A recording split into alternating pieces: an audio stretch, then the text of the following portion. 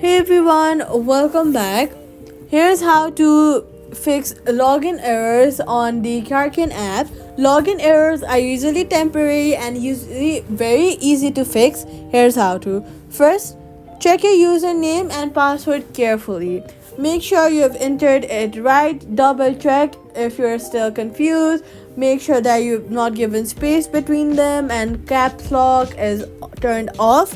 Then disable any VPNs or proxy apps if you're using them. After that, head over to your app store, search for the app and then update it. Sometimes login issues happen because you are using the outdated version of the app. Updating it ensures you have all the latest files and bug fixes. So make sure to update it to the latest version. After that, too many failed attempts may temporarily login. So make sure to try logging in. After a few tries, stop and try off, and that's it. Subscribe for more quick fixes.